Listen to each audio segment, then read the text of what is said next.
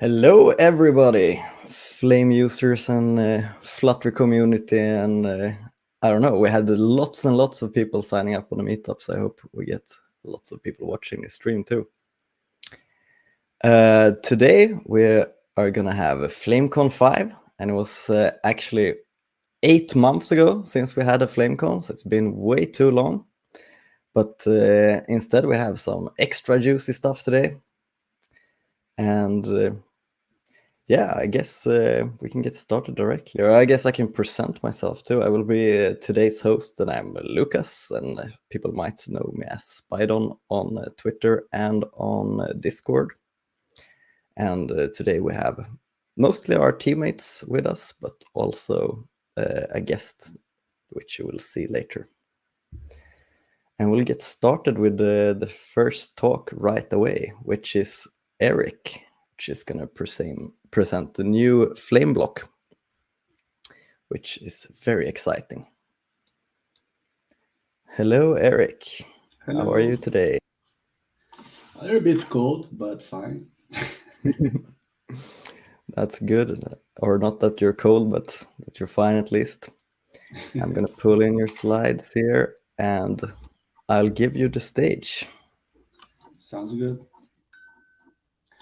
Awesome. So today I'm going to talk a little bit about FlameBloc itself and a little bit about the new API.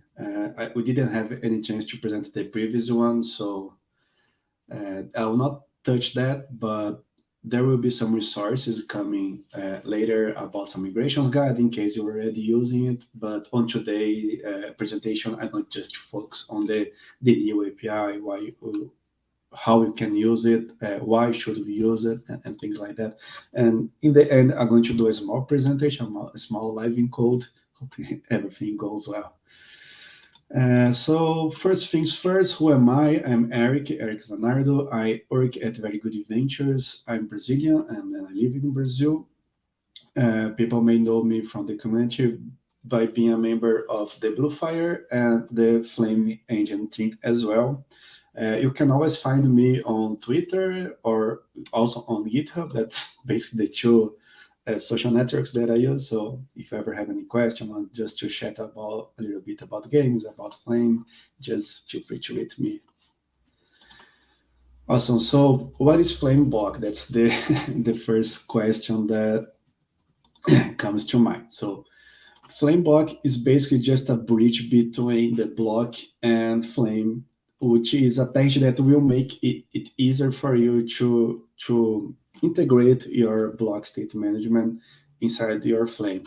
I'm assuming that people already have an idea or at least know what block it is right now, but if you don't, block is a pattern for managing state inside a Flutter app, actually any kind of app. Block is kind of a generic pattern that you can use. But here we're going to talk specific about the Flutter block package that is is very well known inside the Flutter community. And FlameBloc is just a bridge package that helps you to use the Flutter block inside your Flame game. So why would one want to use block inside your Flame game? That's maybe the most important question. Well, there are many reasons. I'm going to list a few here. I'm sure there are more than that, but I select some of them that I think are the most important ones. So Flutter Bloc is a battle-hardened state management. So it's widespread. It has a widespread use among the community. There are many cases of success all around the Flutter world. So it's a well-known solution. So if it works well for a Flutter app, it may also work well for a Flame game. So that's the first reason that I can come up with. Sorry, I had a cold last week, so I might cough a little bit.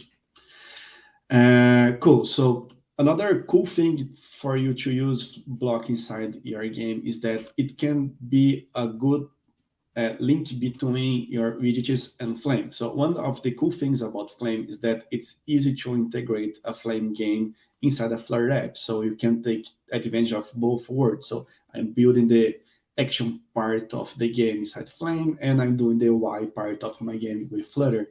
And this can be a little bit tricky to integrate both sides of the game, and Bloc can be a good solution for being that middle, being this man in the middle to help you integrate both things.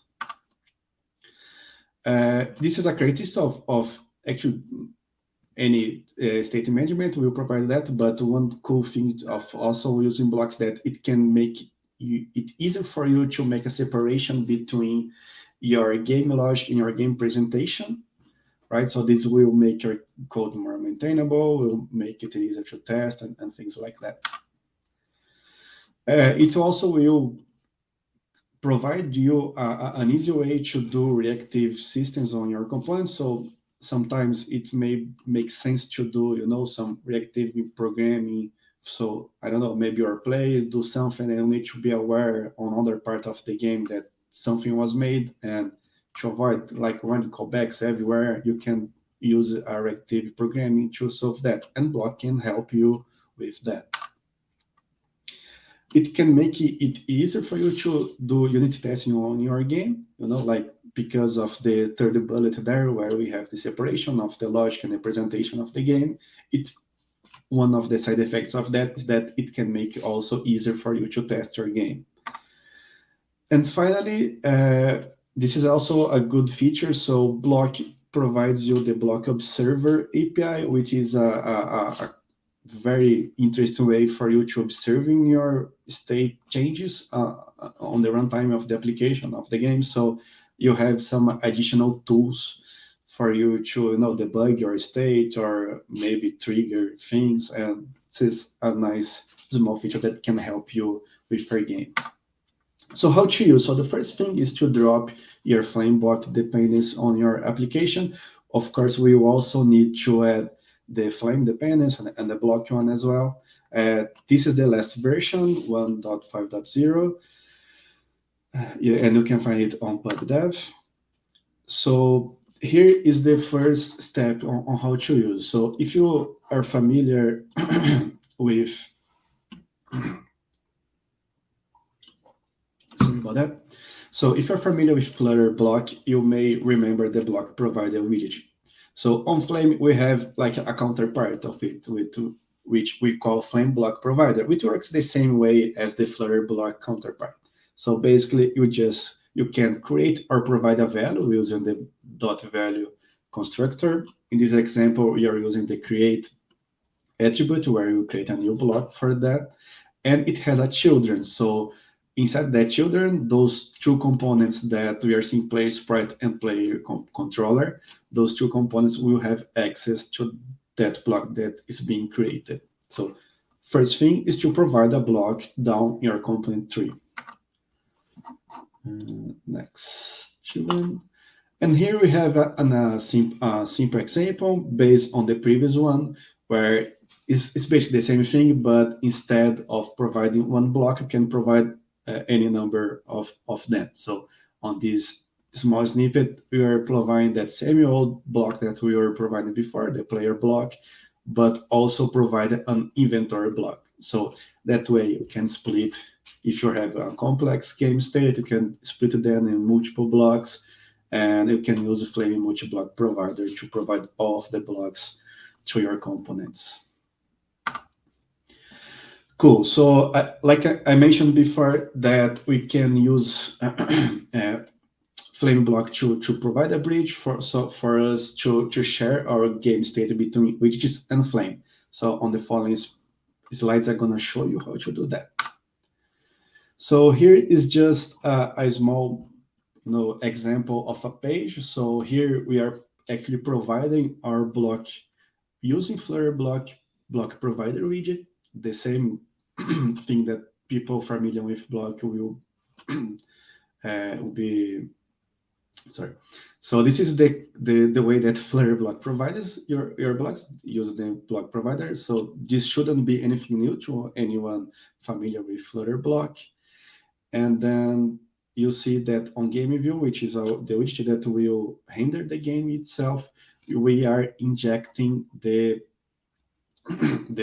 block inside our game. So basically, if you want to use a block that is being created on your Flutter tree, the easiest way is to just inject it on the game constructor. And here we have our game that receives that block. And on the FlameBloc provider now, instead of using that previous constructor, the default constructor, we are using the value one. And then we just pass that instance that we receive on our game to the FlameBloc provider. And then from here, everything will work like the previous example. The block will be provided to down the tree, and components could be able to use it, and so on and so forth. So how do components use the blocks that are being provided by the FlameBloc provider component?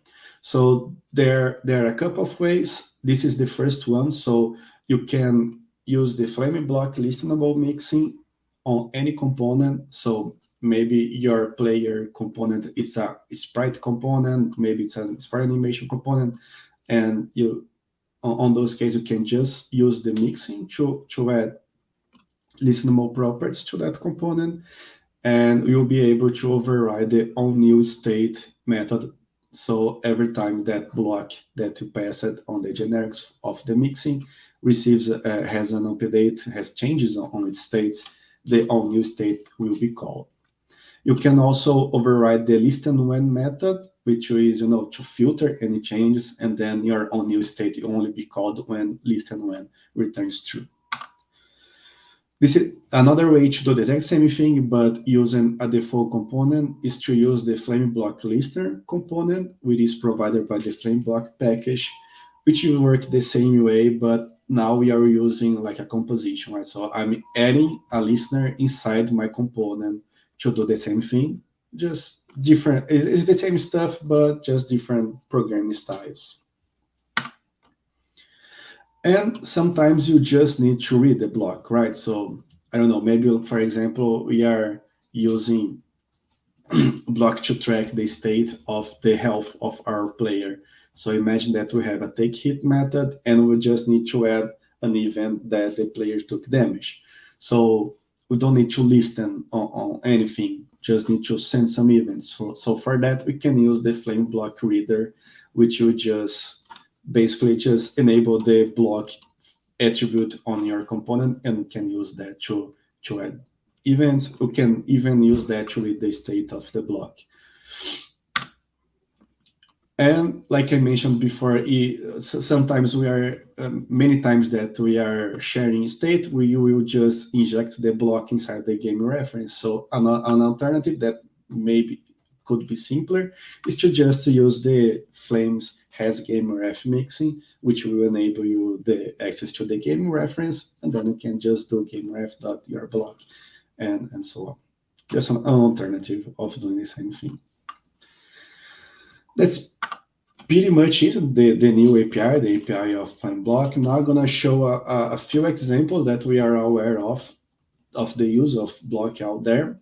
I think the most famous one is the Pinball I.O. So this game was released during the last Google I.O. event, and this was a showcase of how Flutter can be used to develop games. This is using Flame and FlameBloc to do the whole game, and FlameBloc is used on many parts of this game. So it is used for the score that we are seeing up here on the screen. It is used to manage some of the small features, like those bumpers. They have lights, and they light up when the ball hits, and when they have a combinations of lights, they do a bonus. So smaller blocks were used to that. So that's a good example. You can see the code on this. This is open source, so you can check the code for this game on this QR code. This is another example of another open source example. So this was a small showcase that we did at VGV for the first FlameBloc. It's just a small game. It's not a complete game, so it's just this what you're seeing on this GIF. So you have this player. It goes around collecting chests and items, and we can select those items. We use Bloc there for managing the inventory. So all this panel on the right is all widgets. In the game itself is Flame. So this is a good example of FlameBloc being used to link a Flame game and Flutter widgets. So yeah, this is another example. You can also check, this is open source, so you can check the source code for this on this QR code. And finally, this is a game that I'm developing myself. This is worth mentioning because this game is being developed with FlameBloc in mind. So I'm basically developing this game to test and to put FlameBloc to the trial. So this may be, if you have interest, this may be an interest project to follow. It's still heavily work in progress, so its code base may change. But if you're interested, this can be a good reference as it's being used to test and to put FlameBloc to the test. And now I'm gonna try to do a small code demonstration live. So let me stop sharing this.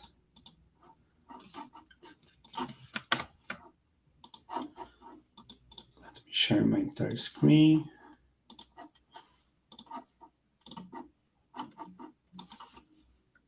So this will be very quick, very simple demonstration, but I hope this will help you get a grasp of the idea of the FlameBloc.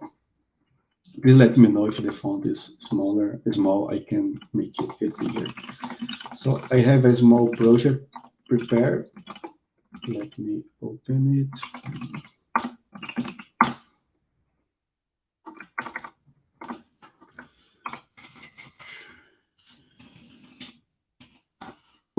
So let me run first the example so you can see what we'll be working on. Oops, I need to change my Flutter version. Forgot to put that, so I should have done that previously.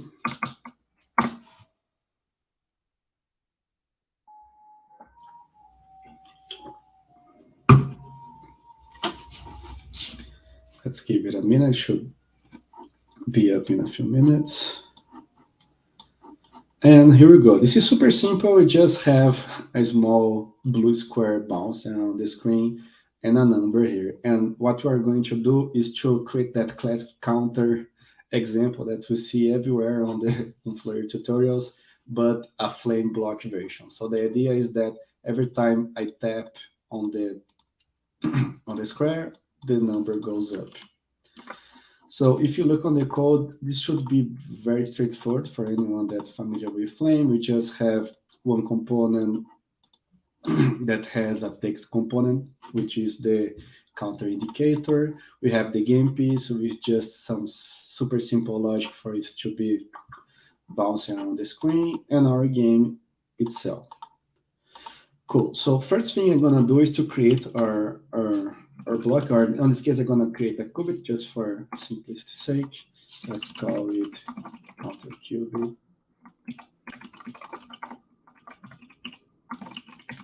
Should be pretty straightforward so far. Starts with 0. Position. Oops, extends qubit.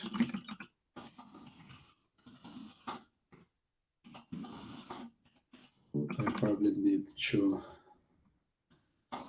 import this. Cool. So we have our qubit. Let's just create a simple method here. Increment.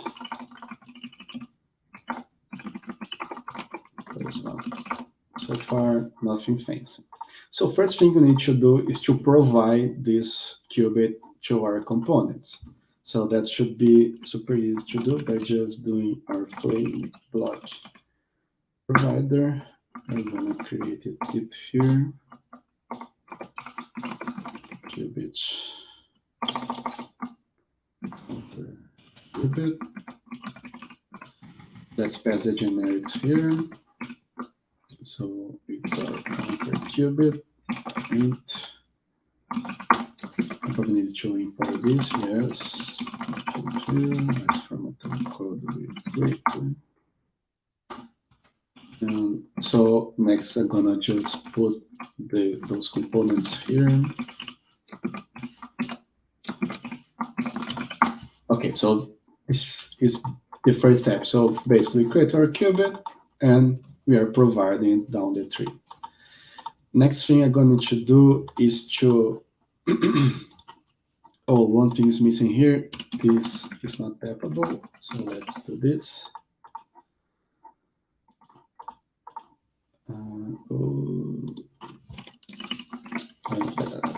I was using the wrong API here, sorry. As tappable. And then let's implement on tap up. On tap up. Info. Right here. Import this. Oh, so this should be tappable just to be sure. Let's do a small click here. Let's check if this will work. And it isn't work. Why it isn't work? Oops. This is tap up, not tap each.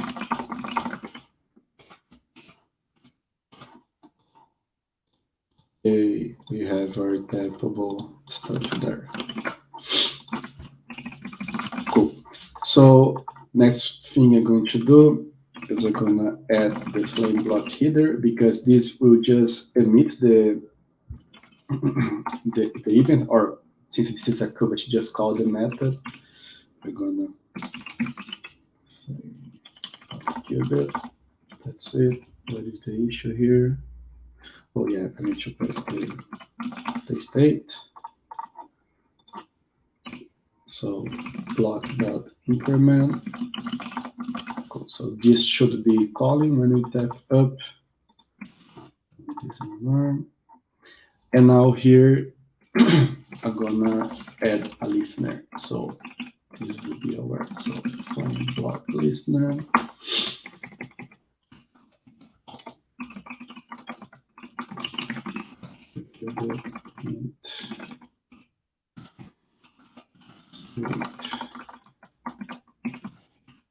We pass children here already.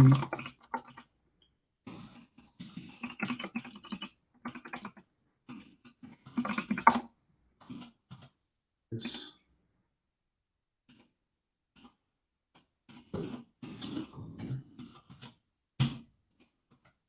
Oh my God, we can't type.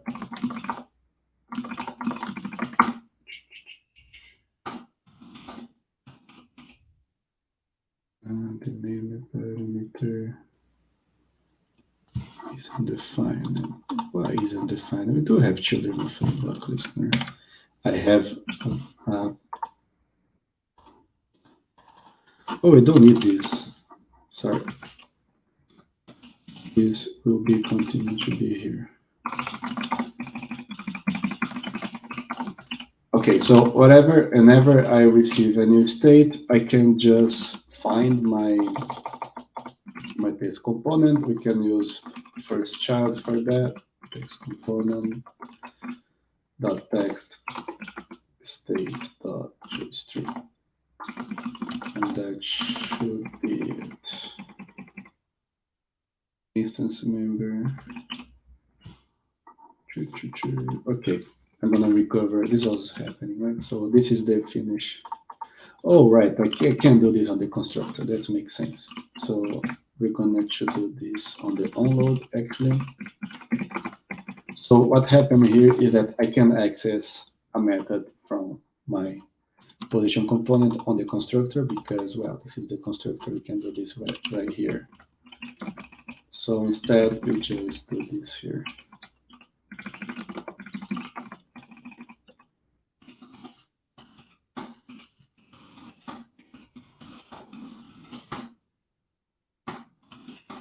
And this should be what we need. And then, okay, we have our small counter. So yeah, this is super simple. This is not a practical example. I mean, in real life we would have things way more complex than that, but hopefully this can give you an idea of how to use FlameBloc and how it can help you building your game. And let me go back to the slides.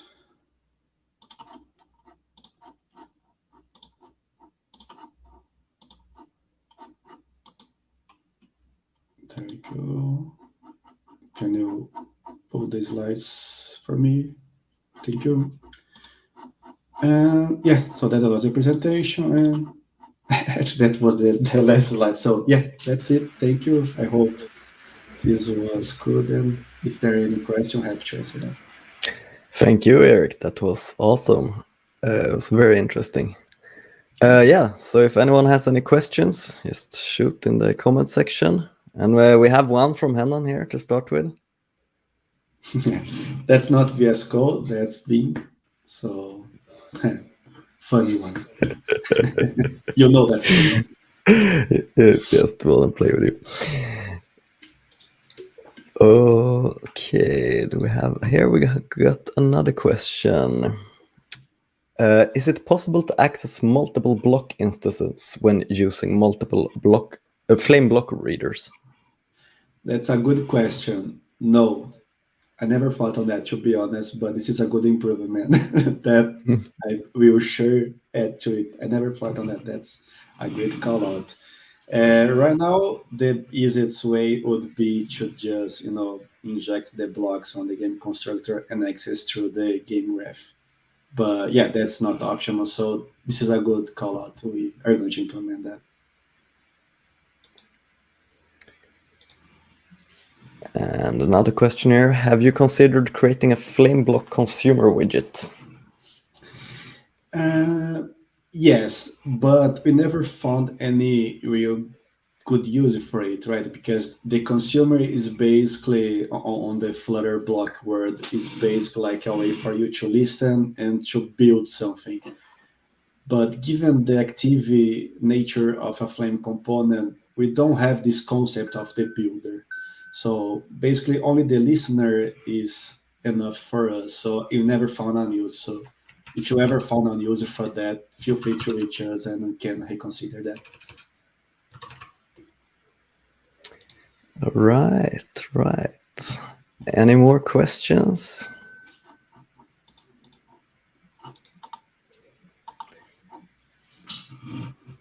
This was very interesting for me too, since I've mostly used RiverPod. I'll have to get some more knowledge on blocking, and I'm gonna dig a little bit deeper in here too.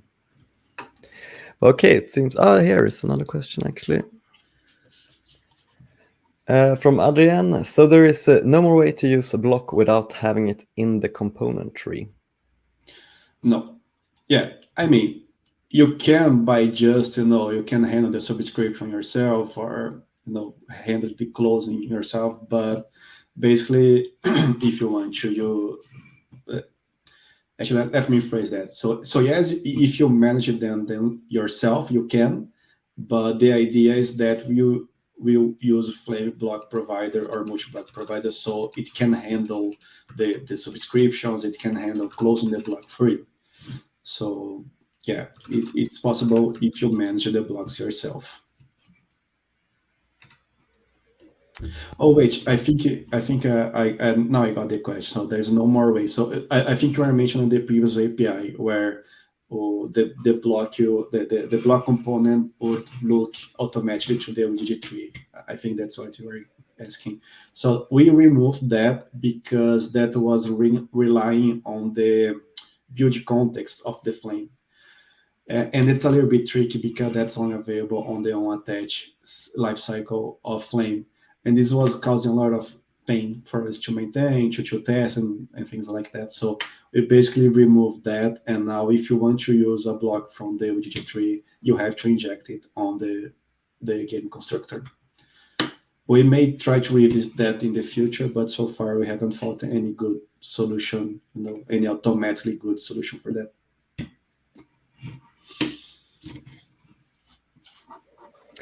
All right. I guess that is it for the questions.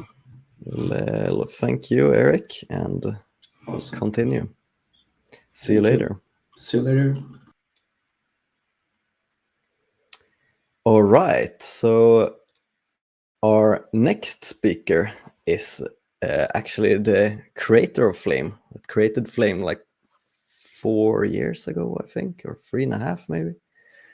And that is our own Luan Nico, and he's going to talk a little bit about what's new in Flame since we have just released Flame 1.2. So I'll just hand him the stage. Hello, Luan. Thank you, Spidon. How's it going? All good, all good. Happy that we're having a FlameCon again. It was way too long ago since last time. We haven't actually had any. We had a little talk about Flame V1, but it wasn't really a full-blown FlameCon. So I guess we haven't actually had any for like Flame 1.1 either. So it's good that you're giving some updates on 1.2 now at least. And yeah, very excited to be able to talk a little bit about that. Very happy to see that we're in volume 5, like 5 FlameCons. That's a lot. Yeah, couldn't have imagined this much people and community around Flame when you started that project, right? But all right. To see. The stage is yours. Thank you.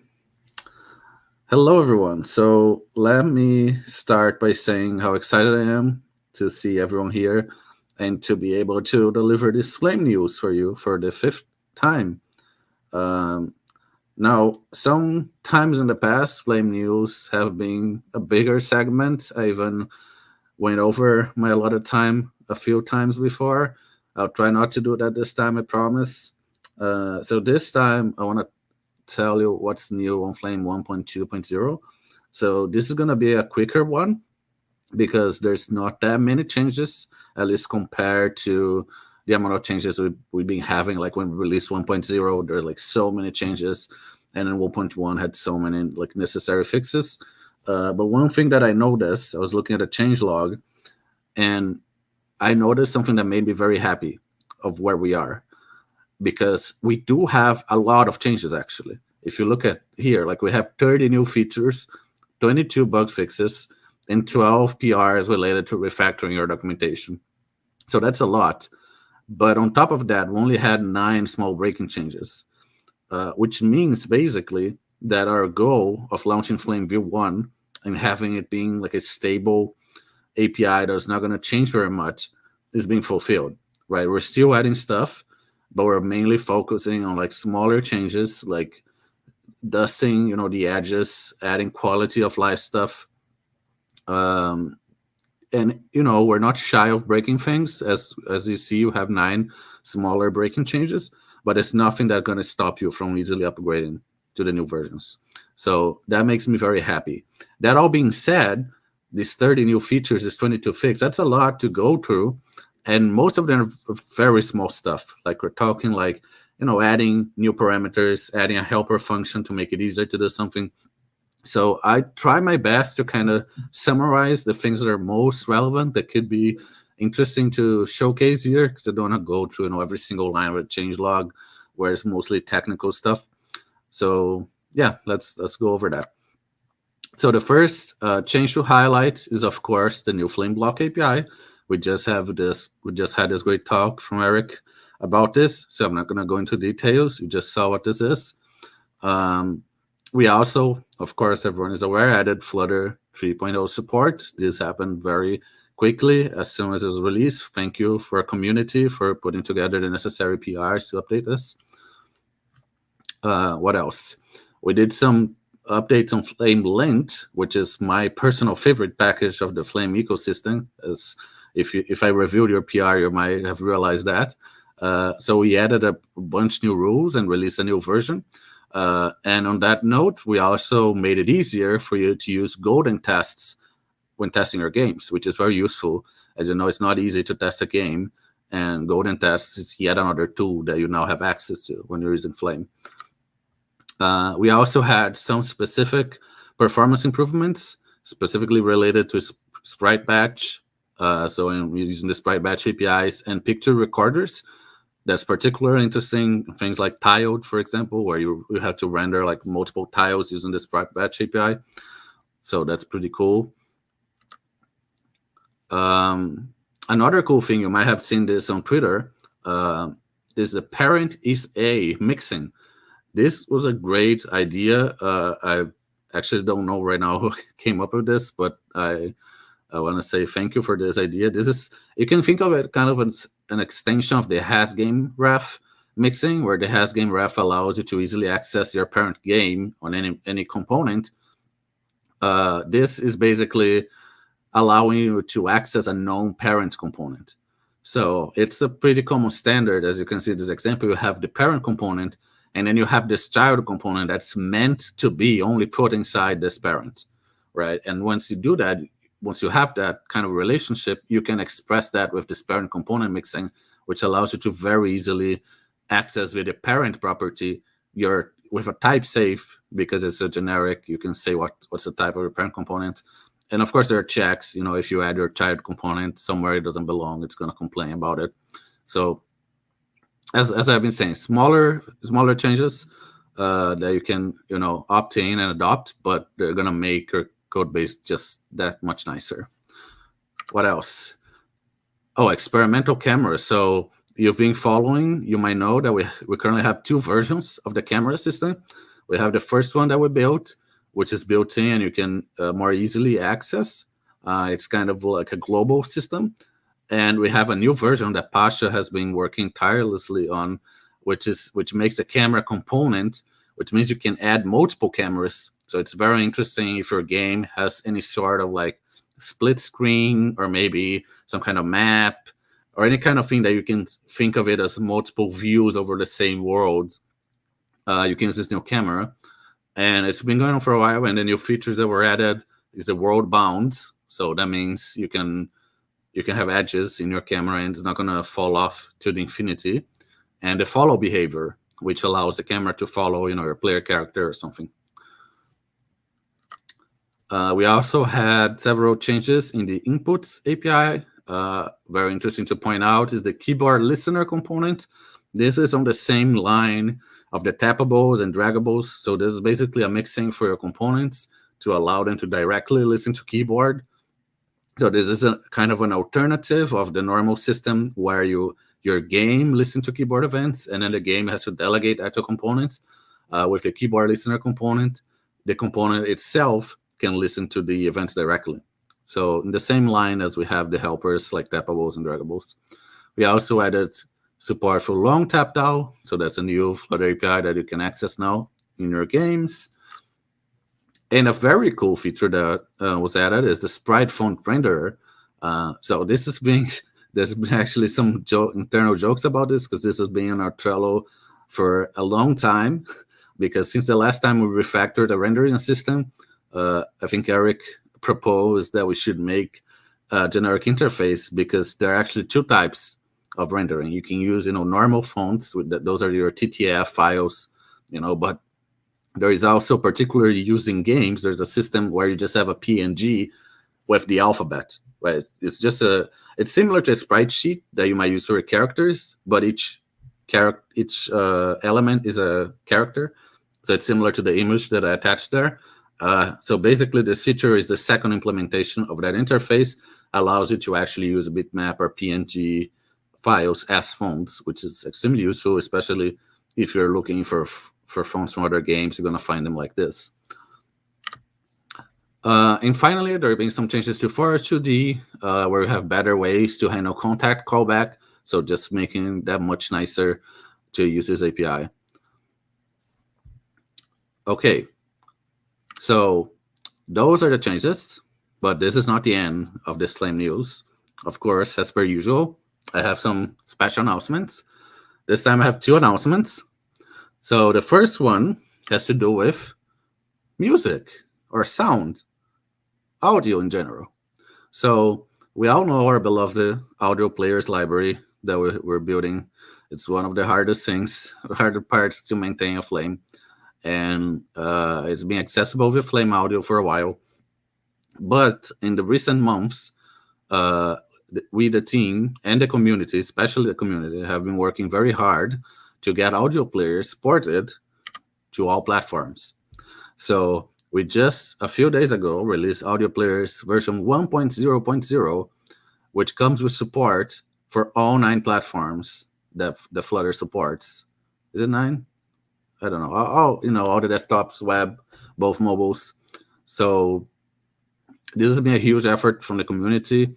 And as you might know, this has been the long-standing thing that was preventing us from having Flame on all these platforms, right? Because Flame being so well built on top of Flutter, it just works everywhere. But audio players has the native dependencies to play audio, and that requires different implementations per platform. So now we have support for Linux, Mac OS, Windows, Web, Android, and iOS. So people are telling me it's not 9. I just listed them all and already forgot how many there are.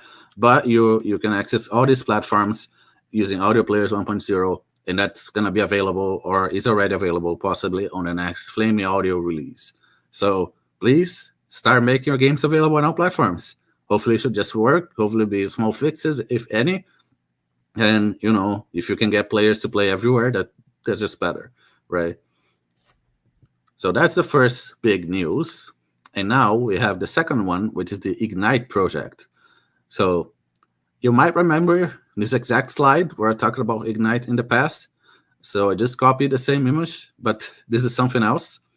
It is related, as we're using Ignite as an umbrella term for anything related to bootstrapping Flame projects. So in the past, we introduced the CLI tool that allows you to quickly create a Flame project, in the veins of like a Create React app or something. This is a project that is on the same lines. The idea is to bootstrap Flame project, but this is very different. This is an initiative that the Bluefire team is making with the community, and the idea is to have a partnership between us, the Bluefire team, and individuals or small teams from the community. And the idea is that this is like a symbiotic relationship, right? We're both helping each other, and basically, if you're making a game with Flame, and you're not like in a big corporation like you have your own indie game studio, or you're doing it by yourself, you can sign up today for the Ignite project. And what's the benefit of signing up? Well, there's two halves of it, right? What do you get? Well, first of all, you get support. So you're going to get dedicated support from us, from the Bluefire team, for any questions you have about Flame or how to make things in your game. You're going to have visibility, so we're going to help you share stuff in our community.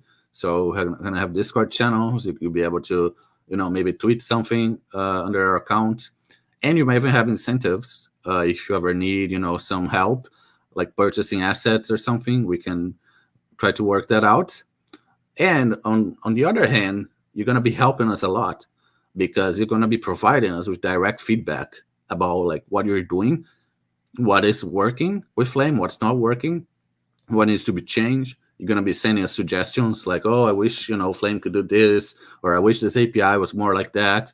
You're going to be sending us what are like if there's any bugs that are like very impeding your progress, we're going to be able to focus on that.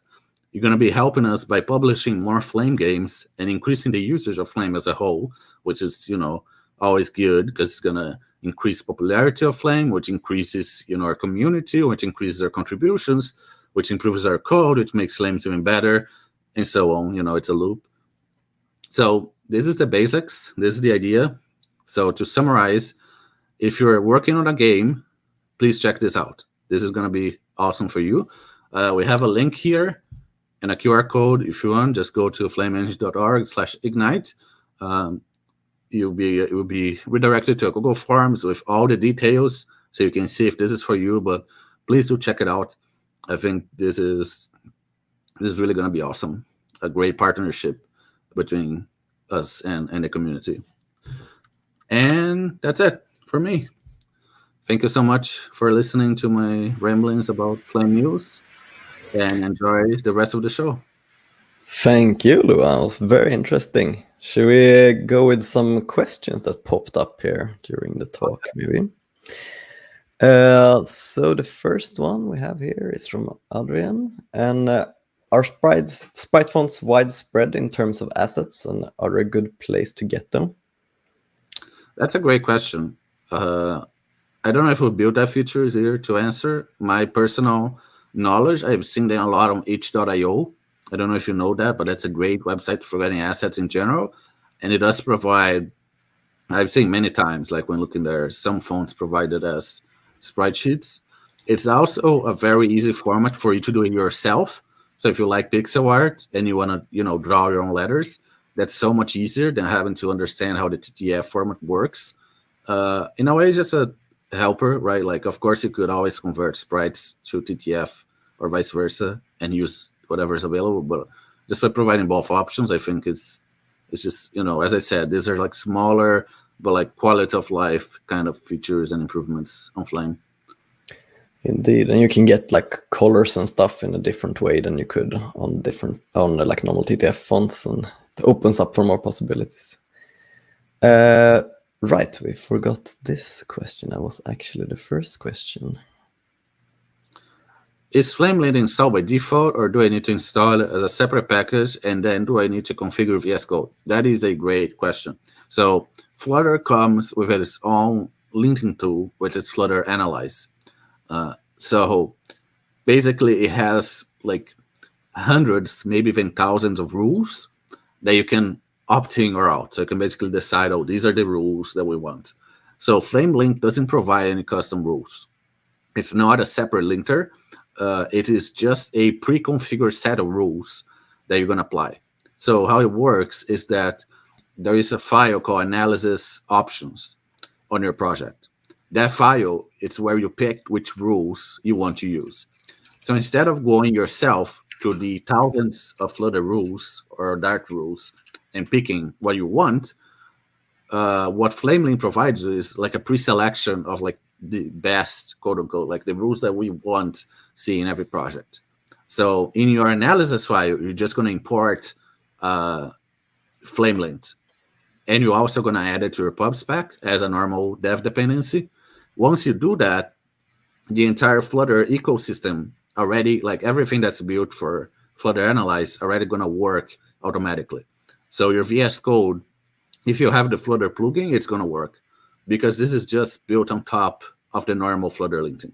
So you don't need to install anything else other than one, adding it to your pub spec file, and number two, adding an analysis option file, linking the FlameLint set of rules. And you can also add rules on top, right? This is kind of like a base set. Once you add that on your own analyze file, you can add other rules like, oh, I like these ones.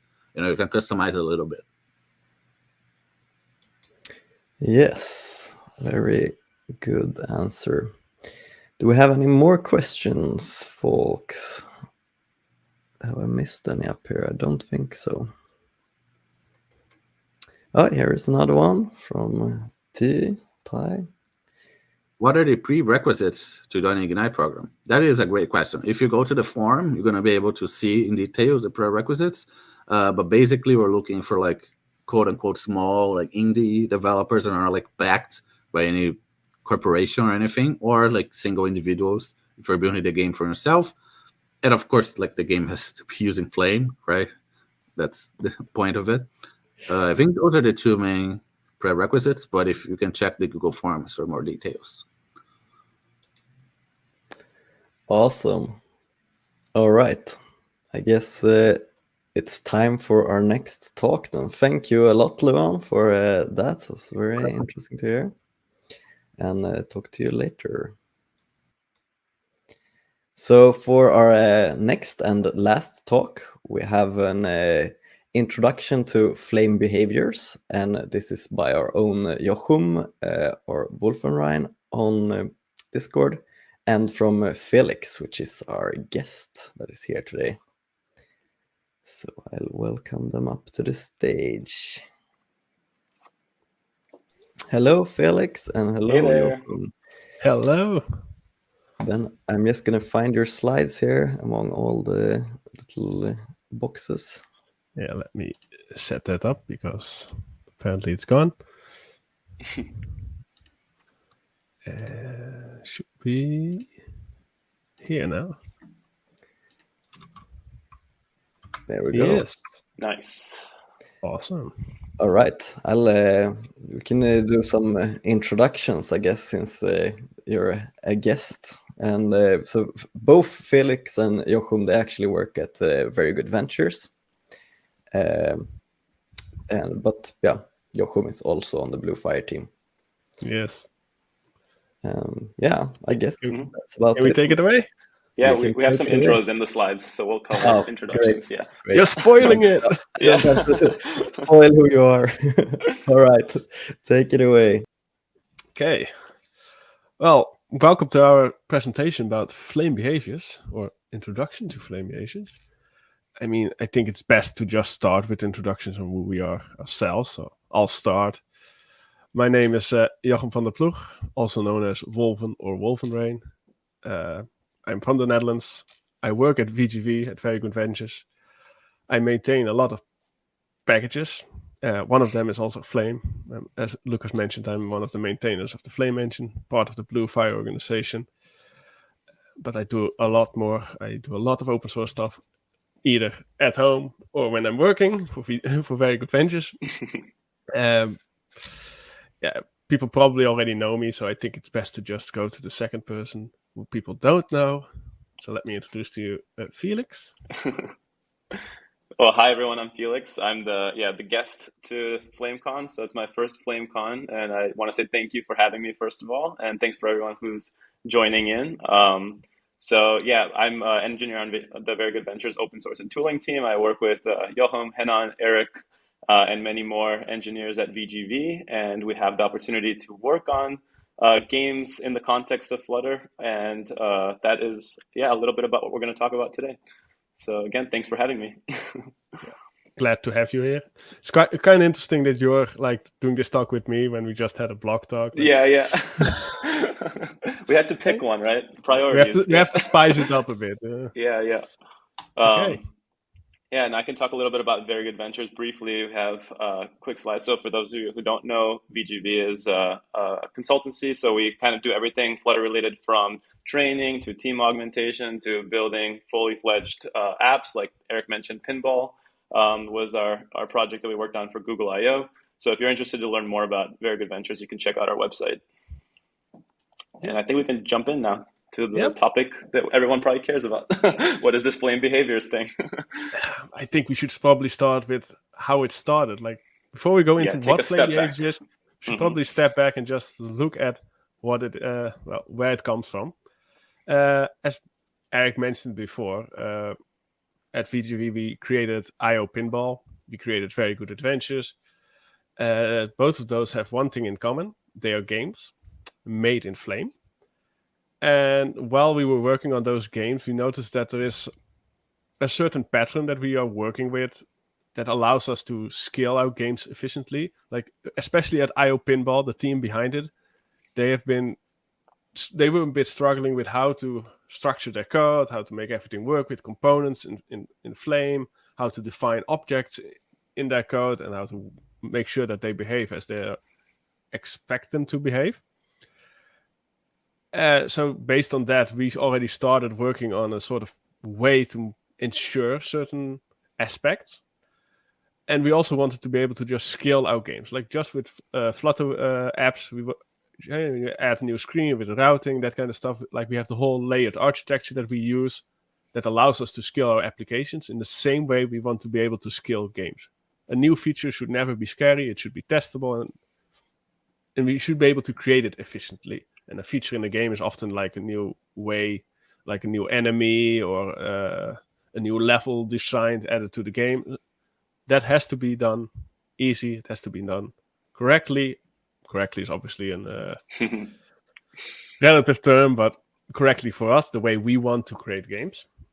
And what we also noticed is the Flame community is already pivoting towards a certain way. Like, I've personally seen it on Discord, people mentioning things like, yeah, my object is not behaving as I expected it. Like the terms that we use in the following slides were already used by people, but the way the code was being structured was often completely different from what they were saying. So that's also what inspired us, things that are happening in the community. And the fact that the Flutter community in general is also looking into game development also helped us in deciding that, hey, maybe we should create something that is easy to use, works with Flame, allows people to create their games in a way that is scalable, testable, and overall just easy to use. So those were also the goals that we set for us. We want to define a clear structure for the games that we develop or games that people can develop in the community. We want to separate concerns. So instead of having a massive component that does everything for you, we want to separate that, just like you would do with when you have states in Flutter. You would use Bloc or Riverport or any of the state providers that exist. You would use something else and have all the business logic in there, and then have the visual elements, the UI, do their own thing. So separation of concern was one of our main goals. And because at Very Good Ventures, we love to test every little bit that we write, testability has to be at our level. 100% coverage has to be achievable at any given time. So those were our goals. That's what influenced us. But the question is, how is it going? Now, we created a generic structured solution called Flame Behaviors. As you can see on the right now, it's an unpop dev. We released it less than an hour ago, less than a day ago. Less than an hour ago. Well, that might be the bug fixes, but no. Flame Very Behaviors, recent. Very recent, yeah. Has been something that we've been working on for before Pinball got published, so it's been in the work for a long time. Pinball did not use it because it was not ready yet for releasing, and we didn't want to introduce Git packages from something that wasn't released yet.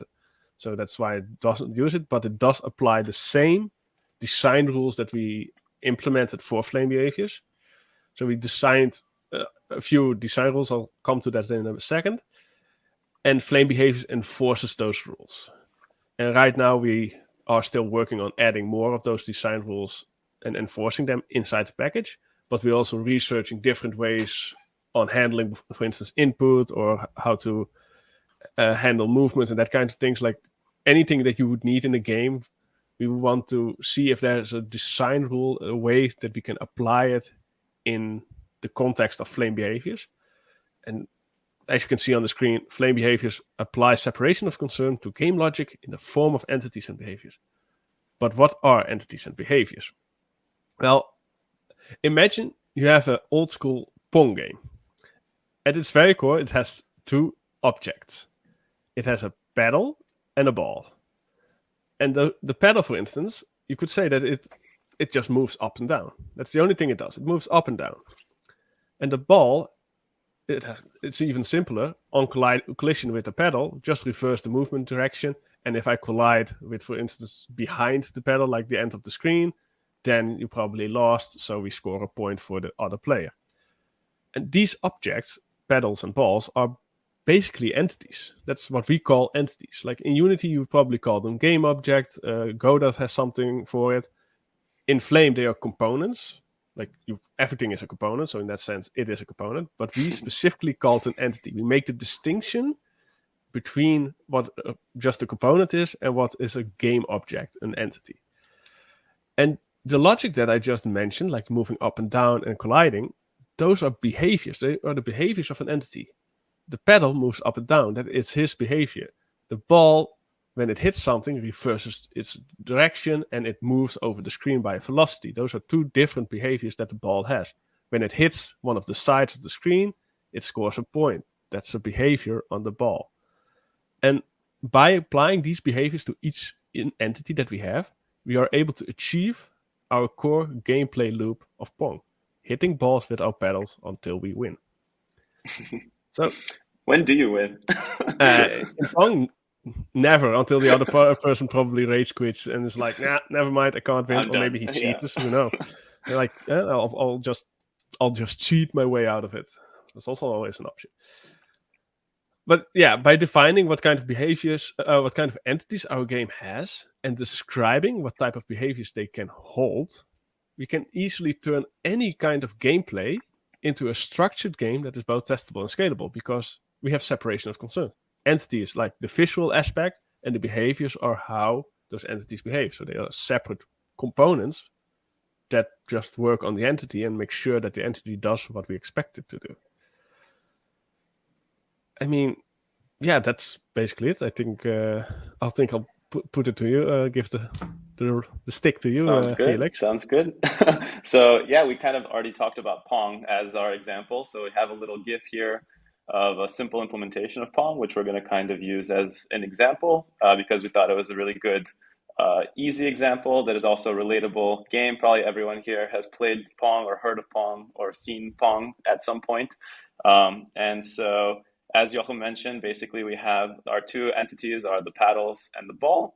And we'll talk a little bit about how we could implement this. We'll look at some code snippets, and then we'll jump into a demo towards the end of the actual implementation. So let's go on to the next slide. We'll take a look at how to install Flame behaviors and kind of what would be the steps if you're a developer who is either creating a new project or even working with an existing Flame application. The very first thing you should do is just add the Flame behaviors dependency. So you can do a Dart pub add Flame behaviors. At this point, we're at 0.1.0, but that will probably change soon. And yeah, we're using Dart 217 and Flutter 3. So now that we have that installed, we can jump into probably the most interesting part, which is defining our entities and behaviors. So we'll start with the paddle. And the first thing that we kind of notice probably when you're looking at this code is it has a lot in common with just a positioned component in Flame. So entities are basically glorified position components is how Jochum refers to them, which I think is pretty accurate. So in this case, we're just extending the entity class when we define a paddle, and we still have all the same characteristics of a position component, like the position size. We can anchor it. We have children that we can add. But the interesting part is we have optional behaviors that can be associated with this entity, which we'll look at in a bit. And crucially, we have two different types of paddles. At least to start, we'll have two different paddles. So one is going to be the paddle that's controlled via the keyboard, and that's going to have a keyboard movement behavior associated with it. And we have an autonomous paddle, which is going to have a tracking behavior that follows the ball and kind of plays like the computer would. And those are just the only difference is just the different behavior that's associated with the paddle. Everything else stays the same. So that's kind of step one is we've identified our entity, we've defined the entity, and now we can jump into what does the behavior look like. And for that, it's very simple. Well, we're just extending the behavior class that's provided by Flame behaviors. And this can either be a generic behavior, so it could apply to any component or any entity, or it could be to a specific entity. So in this case, our keyboard movement behavior only applies to paddle entities and not just any generic entity. And because it's Flame and we have all these awesome mixins, you can just use things like the keyboard handler mixin and has game ref mixin like you normally would and put all of your logic into the behavior. So in this case, we're overriding on key event and we're overriding the update method, and we can kind of put the logic in for whenever the up or down key is pressed to update the movement direction. And then whenever update is called, we can update the parent position, which in this case is going to always be a strongly typed paddle. So we can always update the Y position of the paddle whenever with the correct movement direction. And so this is a pretty simple example, but you can quickly see hopefully how the paddle now doesn't really know anything about how it should behave. Everything that is associated with how it should move and with handling keyboard input is kind of tucked away into this keyboard movement behavior that we can test independently and reuse as we wish. So can kind of jump on to the next behavior, which is the autonomous mode. So we talked about there's two kind of types of paddles. One is the keyboard driven one, and one is the autonomous one that uses this trackball behavior. And again, we're just extending the behavior class from Flame behavior. Again, this behavior is specific to the paddle entity. And in this case, you can pass parameters into your behavior. So we're injecting a difficulty, which defaults to easy, but you can specify what mode you want the computer to play at. And maybe we'll demo that later on. And then The only other notable thing, I guess, is we're using GameRef here to access the ball, and then we're computing what the Y position of the paddle should be based on delta time and the ball, and then basically just updating the paddle's Y position again. So this is kind of very similar logic, but it's doing some fancy, kind of fancy computation behind the scenes to figure out where the paddle should be, which we'll demo in a bit. But again, go ahead, Jochum. Yeah. One interesting thing to say, because it was mentioned before at Luan's presentation, but the behavior, how it enforces that the parent is of a certain type, is thanks to the parent is a mix-in, which Luan forgot who added it, but it was me, because we needed it in flame behaviors. Originally, it was we were waiting. Flame behaviors, and then we decided this is really generic. We'll just give that back to the flame engine, because other people probably want to enforce relations as well. So that's how the behavior basically works. It is just a component with a given mix-in, and that's all it is. It's like 5 lines of code. The crazy thing, in my opinion, too, about the whole flame behaviors library is like, it's really actually very simple, the core API. So if you look at the behavior class and you look at the entity class, there's like probably more documentation than lines of code, right? I'm pretty sure there is, yeah. So yeah, we haven't done anything really crazy. It's more just generalizations and creating some simple abstractions. So yeah, good call out though. Cool, I think we can move on to the ball next. So again, we have the paddle entity, and the only other entity in the Pong game is a ball. Similarly to the paddle, we have a size, we're anchoring it. We have a circle component, which we're using to actually paint it the appropriate color. And then you'll notice here we have actually way more behavior. So we have a propagating collision behavior, which comes from the flame behaviors package. We have a custom movement behavior, a custom paddle collision behavior, a custom score behavior, and a cheat behavior that Jochum decided to just add for some reason at the last second. Again, like a lot of these behaviors will look very similar to the previous ones. We'll look at a couple of them. I think the only other thing I wanted to call out is this propagating collision behavior. Because it comes from flame behaviors, it's kind of an interesting one that allows you to basically handle collisions in a type-safe way and in an efficient way, so you can register multiple components that can have collisions with other components, and this handles kind of delegating the on-collision callbacks to the correct components for you, so you don't have to handle all of that yourself, and you don't have to type check everything yourself, and we can talk more about that in a second. But Jochum, if you want to add anything, feel free. Yeah, so basically, if your entity needs collision behaviors, you have to add the propagating collision behavior once with a given hitbox for your entity, and then all of your collision behaviors will efficiently be called whenever they are colliding with. So if you have, for instance, 2 different types of paddle collision behaviors for different behaviors in that sense, but both have to collide on paddle, it will just work, but there's only one collision happening. So it's really efficient in handling those collisions. Yep. You'll say the same words over and over. Collision, behavior, entity. Collision, behavior, entity. Behaviors, yeah. Yep. Cool. So yeah, again, the entity is really simple. So we'll take a look at some of the behaviors associated with the ball. So the most obvious one is the movement behavior for the ball. Again, we're using the has game ref here so that we can access the size of the game. This is something that maybe will be improved later or in the future, but at the moment, that's how it's being done in this example. And we're just overriding update and just updating the position of the ball and reversing the velocity or inverting the velocity in the y direction whenever we hit the top or bottom, since you want the ball to bounce. And I think that's pretty much it for this one. A very simple behavior again, but again, also very focused. So it's only doing one thing, and it's really easy to test and reuse if you wanted to across multiple entities. Were you going to say something, Jochum? No, I think you hit it on the nail. Awesome. We have, I think, another behavior that we'll take a look at, which is even simpler. So this is kind of touching on the propagating collision behavior that we talked about. So because we have that behavior, we're able to extend collision behavior, which is another class that comes from flame behaviors. And you'll notice it has 2 generics. So it has the parent and it has the object that it's colliding with. And then we have a strongly typed API, so we can override on collision start and other on collision APIs. And we have a strongly typed paddle in this case, which is our other parameter. And we can access the parent in a strongly typed way. And so whenever the paddle is colliding with the ball, we can invert the X velocity of the ball so that it bounces in the opposite direction. So really simple, but really powerful. And again, as Jochum mentioned, you can register multiple of these collision behaviors on a component, and they're all efficiently using the same collider, I guess. Same hitbox. Hitbox, yeah. And then they're just having this like strongly typed API that gets called for you so that you can just handle that specific collision that you care about. Yeah, and I guess the best part is it works exactly the same way as the original or the Flame collision system. Like the callbacks, the methods, everything is exactly the same, except instead of a position component, you always get the entity that you're colliding with typed. Yeah. Awesome. So I think that's it for the behaviors that we're going to cover in the slides, at least. We'll talk about more of them in the demo, but we wanted to kind of take a step back and look at like, okay, we've defined our entities, we've defined some of these behaviors. How do we put it all together and actually have a Pong game? So on the left, you'll notice that our Pong game class just extends Flame game, so nothing fancy there.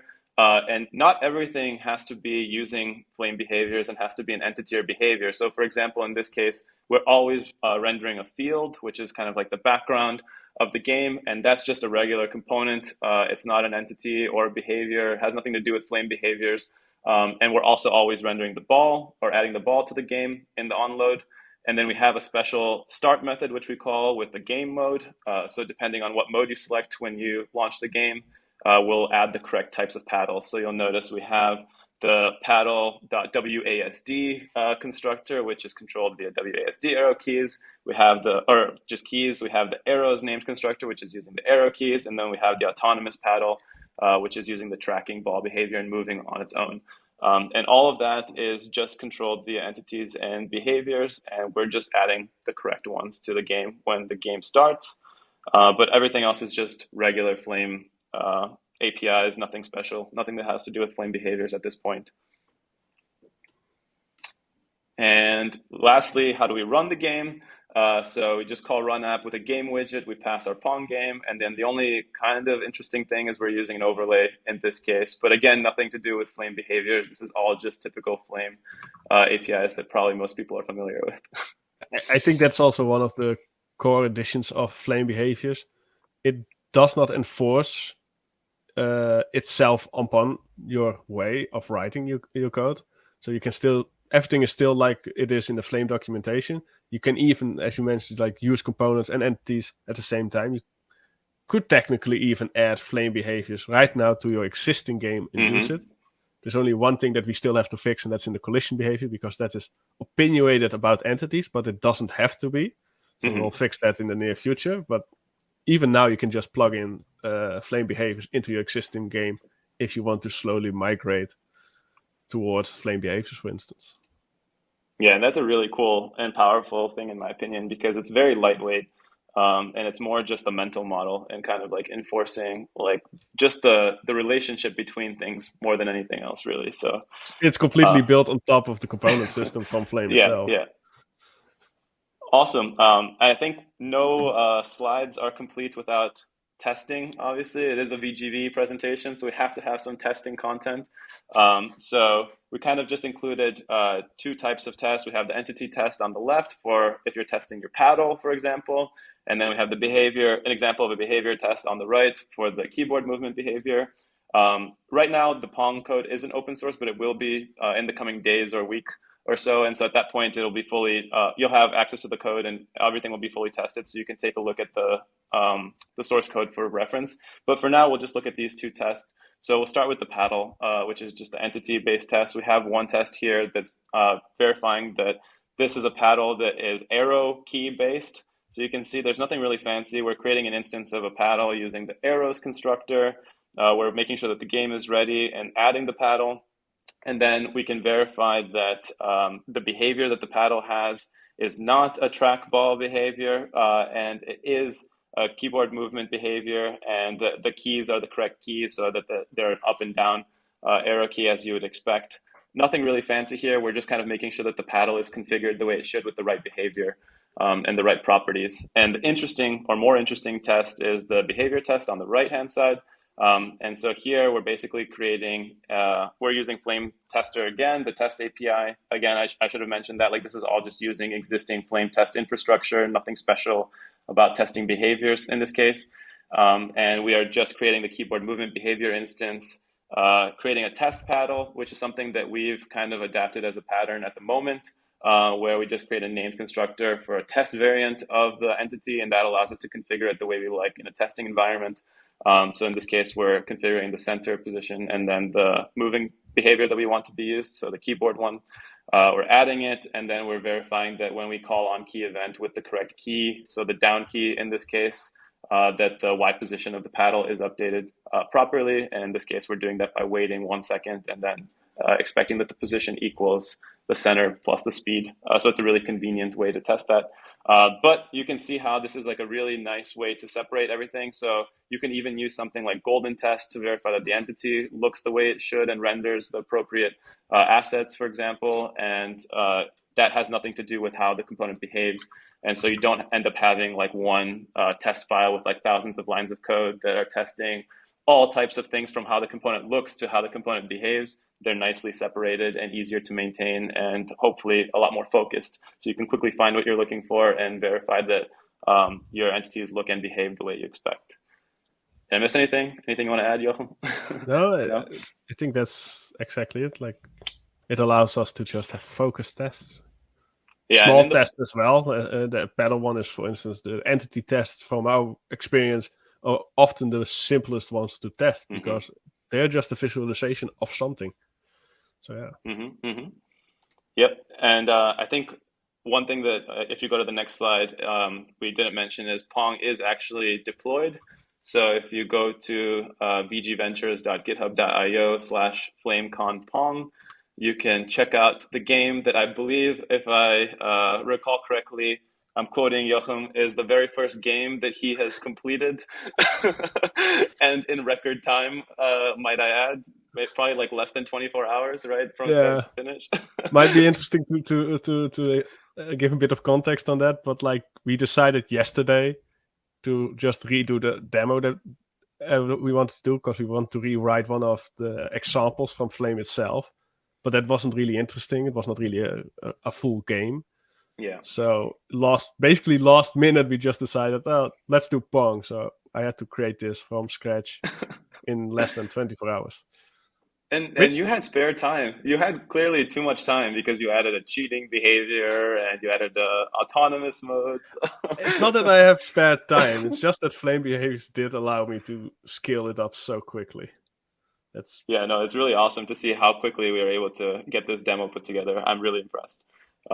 And so I guess we have one more slide before the demo that we can quickly jump to, which is just the summary of everything we kind of talked about. So some of the benefits of using this pattern of separating behaviors and entities is it allows you to compose your game easily and reuse behaviors and entities. You get a lot of things from the Flame behaviors package, like the collision behaviors, some dragging behaviors, which we'll kind of talk about in the demo, and more coming in the future. We also, as I mentioned, have the separation of responsibility, separation of concerns. It's always good to decouple the way that your entities look, or the way that your components look, from the way that they behave, and that translates into improved testability. So you can see how, it'll be a lot easier to maintain your code over time, have more focused tests. And as I mentioned, you can leverage the Flame Test API just like you normally would when you're testing your components, and even throw in some golden tests depending on your needs and what game you're building. So I think that's kind of it for the slide portion, and we'll jump into the interesting part. So I'll stop talking and let Jochum take over. Yay, it's demo time. I'm not going to be a madman like Erick and do live coding completely. But we're going to jump into the code a little bit. We're going to see what the game really looks like, how it plays. We're going to do a quick comparison on how you would normally do it in Flame compared to Flame behaviors. The OG way. The OG way, as I called it, the OG way. So let me reshare my screen so we have the proper, the full screen, because that's a bit easier. This should be it. And then just wait until the host adds it. Oh, awesome. Because it's being a rock star. So, a quick look. This is the game. It runs on all platforms because Flame runs on all platforms, because Flutter runs on all platforms. So that's awesome. And as you saw probably in the slide before, we have 3 options: computer first computer, player first computer, and player first player. I'll just... Oh, I still have some breakpoints. You'll debug the game. I'm debugging the game. Now they're gone, and that would probably crash it. Yeah. Okay, I'll just do player versus player then. And then we have the game. We have the game. Yeah, the keyboard was not focused. So this is the game, and right now it's player versus player. We can just tick until one of us doesn't move. In this case, the left side, and we score a point. And then the ball gets reset and moves in a random direction, really slow, to annoy people. So, okay, I'm really annoyed, so I'm gonna cheat. I'm just gonna grab the ball and yeet it into his. So, as you can see, this is the game. Looks awesome, right? But this is not really the game that we created, because this is the OG way. So if I have a quick look at our code, this is... You already saw it a little bit in the slides, but this is the whole Pong game. Can you bump up the font size? How do I do that again? Command plus. Zoom in, command. Is this better? One more. Maybe one more. Yeah. I never have to do that because I never present anything. So. So is this better? Yeah. I think that should be good. Yeah. So as you see, this is the Pong game. It has all the mix-ins from Flame. It's really nothing special. It has some scores. We add some items, and here we have, as mentioned before, an OG ball. And I have a look at the code a little bit, and here we have the OG pedals. So if you have a quick look at the OG ball, it is basically one massive typo. One massive typo. You one couldn't massive resist. typo. I could not resist, no. And it has everything that a ball would need. So in this case, it has a whole update cycle, which does all the checks for us. It has the on collision start to detect if you're hitting another pedal, then we have to change the velocity. And we have the reset function for the ball that I mentioned, like it resets at a random angle. And then we have some on-rack events for cheating mode. So this is one big component. It has everything that it needs. But as you can see, it is a bit bloated. It does have a lot, and it's a bit all over the place. Like, okay, all the on-drag starts are at the bottom. We have a reset function here, and then we have an on-collision start here, and then the update loop, which does multiple things. So if I want to test all of this, I have to make sure that my test is not influencing this, or that this is not influencing the thing that I want to test later on, which does complicate it. And if you look at the OG pedal, it's a little bit simpler. Oh, I did it right for this one, though. Yeah. I don't know what's... Well, yeah. This does prove that the entity is just a glorified position component. It's basically the arrow or the WASD keys, and then it has some data, and then this one is really simple. It has the on-key events and the update loop. But still, it is kind of big. It's not really separated. So if we compare, for instance, the OG ball with the ball entity. Yeah, let's do a side-by-side. Let's see. And I'll just close this for now. So if we go to the bottom, they are... Okay, the start of it looks kind of the same, except that this one has a lot of behaviors, obviously. Yeah. And if you go a bit further down, okay, this also looks the same. It has the ball size, it has the max speed, it has the velocity, because entities are basically the ones that hold the data for itself. So in this case, it has its own velocity. Okay, it has the reset, and that's it. That's pretty much it. It does not know anything about collision.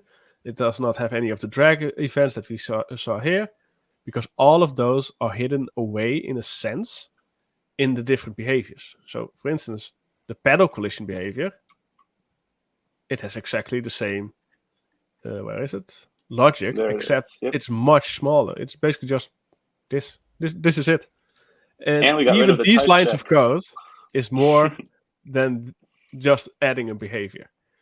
And like, if you look at the cheat behavior, which is my favorite, it extends a draggable behavior, which allows us to have all of these all of these methods that we saw here before, and it can hold an internal velocity, like here it's called the drag velocity, but because we're already inside of the draggable behavior, I just called it velocity here, and it does all the logic. And the draggable behavior is a behavior with the draggable mixin added on top, which allows us to have allows us to just be draggable on the entity, because every behavior implements what was it again? The local point. Oops. Well, it's not the most important one. Let's have a quick look. Yeah, the contained points. So it always propagates that to the parent. So wherever you click, the behavior will act as if it was clicked on the parent, because behaviors themselves are just components. They do not know about the world. They do not about the game or whatever. They only know about their parent entity. So, by the way, this is a sneak preview of just how small the Flame behaviors package is. Like this is the whole behaviors one. The entity one, it's basically just allowing us to do these things, and it just has a few extra methods for finding behaviors and checking if a behavior is added. That's it. It's all based on the componentry, which is, in my opinion, one of the coolest things. Mm-hmm. And I guess, we could look at more behaviors. I mean, the one that's interesting is, I guess, the scoring behavior still a little bit, because the scoring behavior does the scoring. If we hit left or right, then based on where we are on the screen, like where is our parent, where is the ball currently, then we have to set the score on either the left or the right scoring system. Mm-hmm. So that's, again, we just use a mixin for that to access the game ref sizing. Like, it's that simple. And as I've mentioned before, you can add existing position components with entities. So if I just replace this one with this one, and okay, technically speaking, this should work, but we haven't fixed that bug. Like, they were position components, and now they are entities, and now they still work if I refresh the game. So, player versus computer. Wow, that's a really bad random start. There we go. So I'm playing this side. Now the ball is going towards him. I'm not touching the keyboard. And oh, wow. Oh, he was an idiot. Yeah. And the reason that it lost is because the pedal has these behaviors for the track ball behavior, which has a difficulty, and it has a bit of logic determining if, hey, should I follow the ball? If so, set the speed. But this allows it to basically skip this if statement or skip this if statement. So there is a chance that it won't go up or down. And based on the difficulty value, if it's easy or high, it will be either really stupid and skip sometimes tracking the ball or not. So it's really simple. It's a really simple behavior. And the keyboard movement behavior also really simple. Again, with the mixins. And then we just have this logic that we saw before in the pedal. I mean, simple. It can't be any simpler in that sense. Mm-hmm, mm-hmm. I have a question. This is something that might come up if you're trying to think of your game in terms of behaviors and entities. So in this case, we have the paddle. I believe it's the paddle collision behavior. The paddle collision behavior. So when you're thinking about it, how do you think about it in terms of the paddle is colliding with the ball is colliding with the paddle? What do you recommend? Because you could technically put a collision behavior on either entity, right? Or at least you might want to think about what are the pros and cons of doing it each way. So do you have any advice? What I would recommend is the behavior is on the ball in this case, because the ball is the one that has the velocity, so it has to update its own data. If the pedal said, hey, I'm hitting the ball, so I have to update the ball's velocity, that's not the responsibility of the pedal. For instance, the ball could be hitting any entity. That's also an option. If it hits any entity, then we just want to reverse our velocity. It is a behavior on the ball, and it's controlling data on the ball. So therefore, the behavior should only be based on if I hit something else. Makes sense. And last question, since we've kind of talked about this a lot internally, but can behaviors have their own behaviors? No. I mean, you could say like, okay, but why not? Because we have the composability of the component tree. But if you look at the real world, if you just look at the abstraction, an entity has behaviors, like you are walking to the store. Does the walking, which is a behavior, also have its own behaviors? Like, can it do something? And according to that logic, really at least in my head, I would say no. Behaviors can't have behaviors. Entities, however, can hold other entities. So if, for instance, you have a truck which has people inside of it, and the truck is driving, which is a behavior of the truck, the people can still be part of the truck if you would want that, because they are still entities. You could still, then they would be relative to the truck, so the truck moves along. Those people don't have to know about the truck moving along, but they are still entities. They can have their own behaviors. Maybe shoot out of the truck if it's some kind of shooter game. They could do anything you would want to, and that's why entities can be composed on top of entities, because that would allow for such behaviors. Awesome. Thank you for clarifying. I think we should probably have a little look at the tests then. Yeah, let's take a look. Since the slides, it was pretty minimal what we showed. Yeah. So we have like the structure of the test mimics whatever we did in our code base. So what I often do is I have an entities item and a directory, and inside of the directory I have the names of the entities, and they have the pedal, and in there is a directory with all the behaviors. So I mimic that in the test as well. We have our entities directory, we have a pedal, and then we have our pedal test. And yeah, testing in pedal or an entity is really easy. They are often the simplest tests to write as well, because you're only testing what the entity is, not what it's doing, because those are behavior tests. You're just testing how does it look, what kind of data does it have from the startup. So like, is the arrow based? It's only testing, hey, do we have the keyboard movement behavior? Because that's a requirement for this. Does it have the right keys? And it should not have the trackball behavior.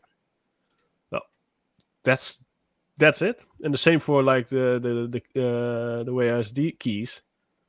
It should have a keyboard movement behavior. It should not have a trackball behavior, but it should have these keys instead of the arrow keys, because that's the difference between those two constructors. And for the autonomous one, it's even simpler. It should have a trackball behavior. It should not have a keyboard movement behavior.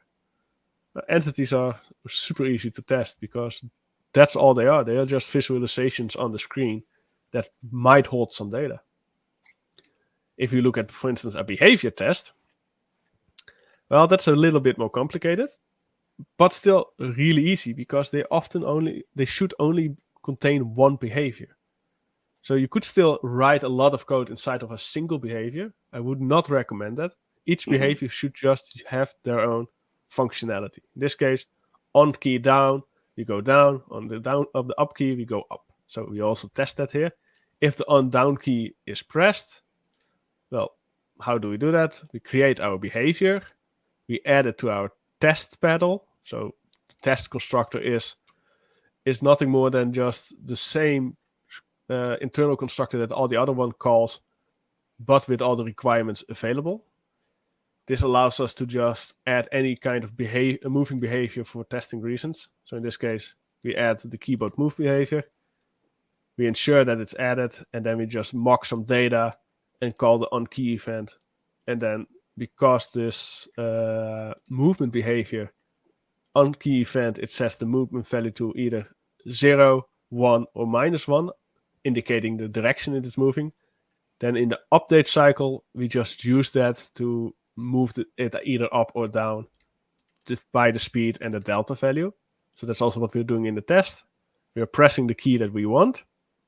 We update it by a whole second, because that allows us to precisely test what the value of the position I will be. In this case, it would be the center position where it started, plus the speed, because it's moving downwards, times the delta value, which is 1. So it would always be speed times 1, which results in this value.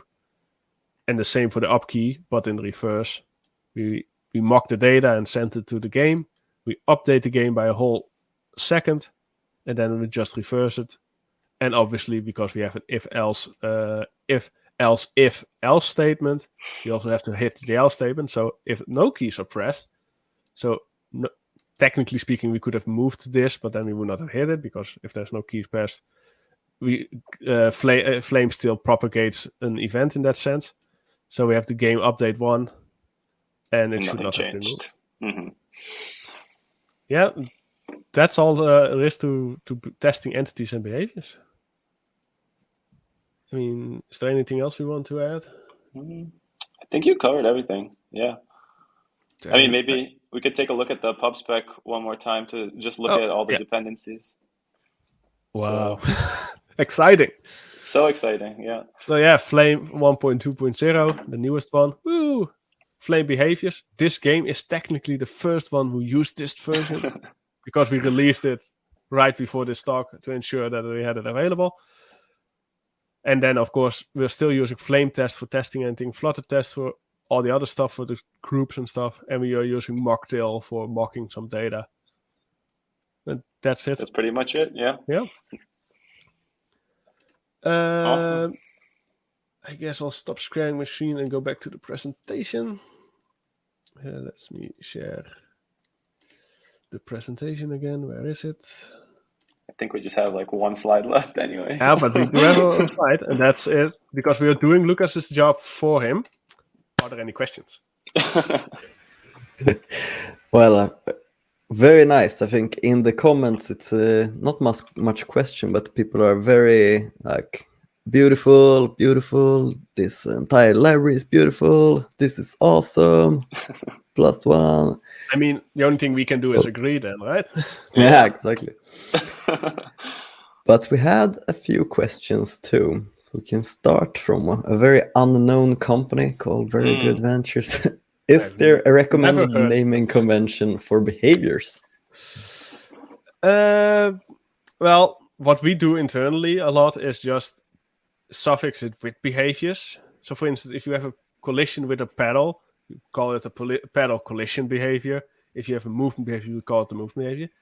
One downside of that is, though, and that's something I'm not sold on, maybe Felix has some ideas on that, is that if you have two movement behaviors for two different entities, then they are named the same way. And that would mean that if you want to import them, then all of a sudden you get two options. And at least Visual Studio Code is not smart enough to know, hey, I want to import it inside of the ball, so I should probably use the ball's movement behavior.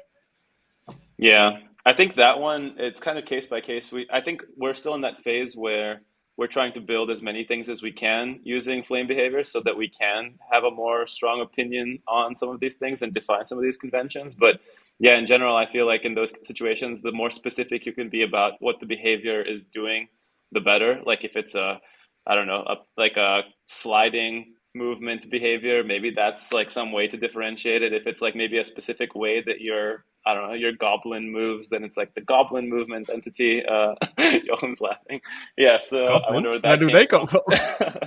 But yeah, I think in general, we're still kind of trying out a bunch of different things and trying to see what feels good and like what works well, what doesn't. So it's a great question. I mean, there's nothing stopping you from calling it a ball movement behavior and a pedal movement behavior. Yeah. Someone on the VGV team already did something like that for Pinball IO as well. Just prefix it with for which entity it is in that sense, because that does allow people to not mix them up easily. That is still, you can still do whatever you want in that sense, but at least suffix it with behaviors. That's the only thing I would ask of people. Sounds good. It's a little bit like we suffix most of our components with components too. Yeah, exactly. It's the same. So next one then from Erick. Can a behavior have multiple related purposes, like a walk behavior that handles both keyboard input and velocity? That's a good question, to be honest. Like in the Pong game that we created, we are doing that. We have the movement behavior which handles keyboard input and updates the velocity. Or no, it doesn't update the velocity, but it updates the position. The direction. It has its own velocity in that sense. And there's nothing stopping you from doing that, as long as it makes sense, as long as they are really together. For instance, if our movement behavior would also, for instance, update the... what's a good example? Yeah, I was trying to think of that, like a keyboard input that does two different things. I really can't think of one right now based on keyboard input.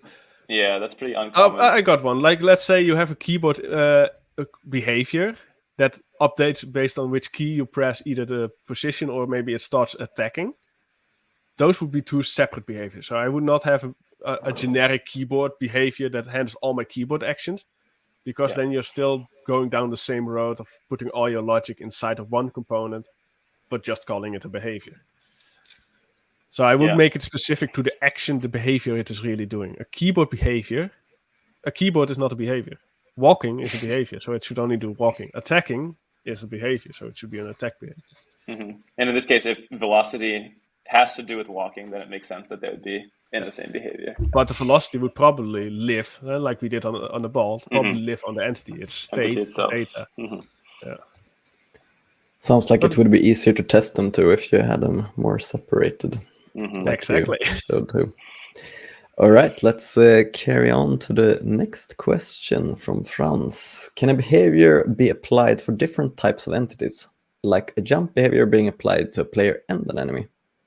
Yeah, that's the only answer I have to the question. Behaviors have a generic field, but you can also just not add it, or you can add a base class to it. Yeah, if you had a base class. Mm-hmm. And that would allow you to just apply to any kind of entities.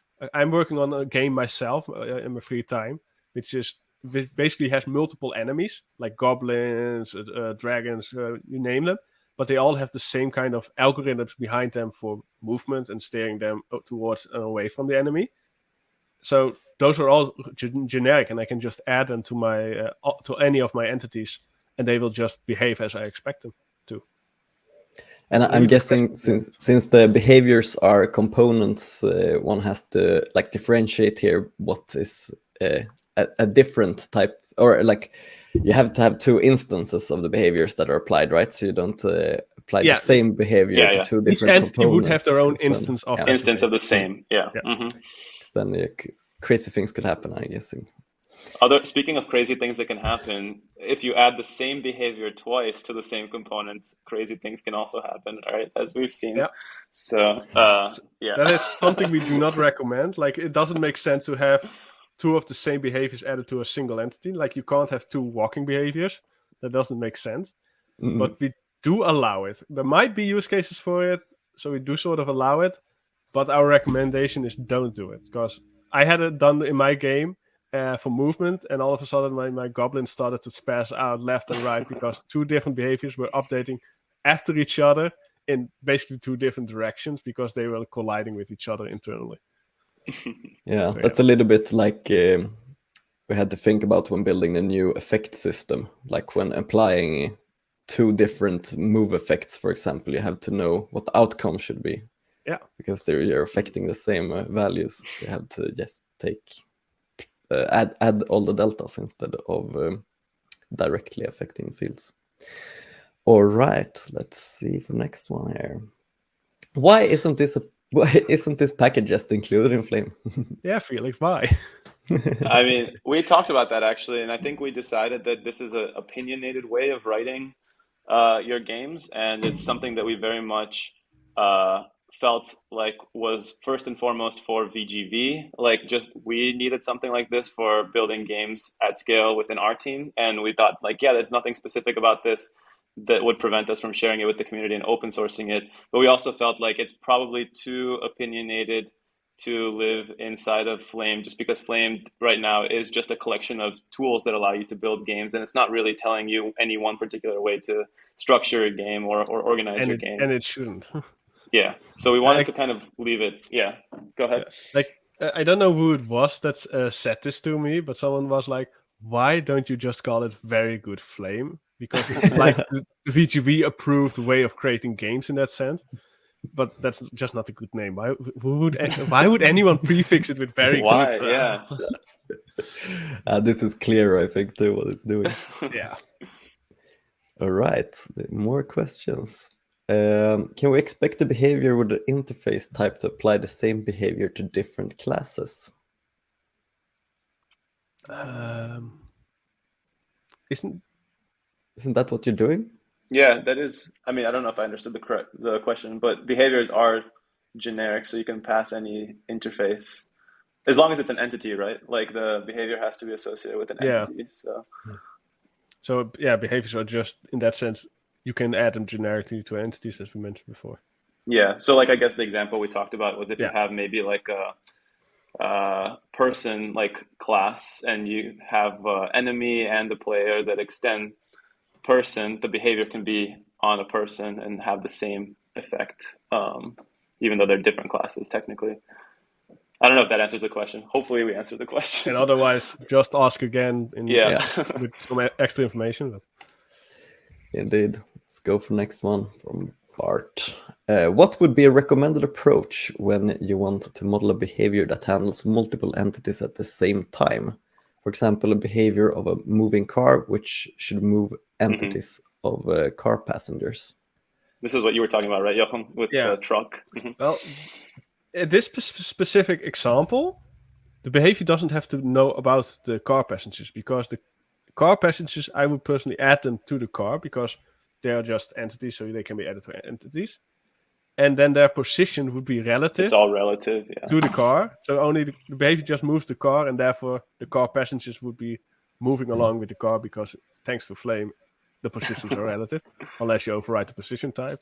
But that would not make sense for entities, I guess. So one thing to note, though, is that if you do have to have access to like entities, I would recommend providing a cached children list to the behavior that you create.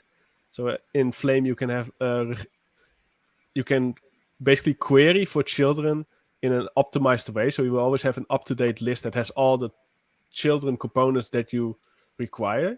And if you pass that to the behavior, then the behavior will have just a list that updates automatically. Flame will do that for you.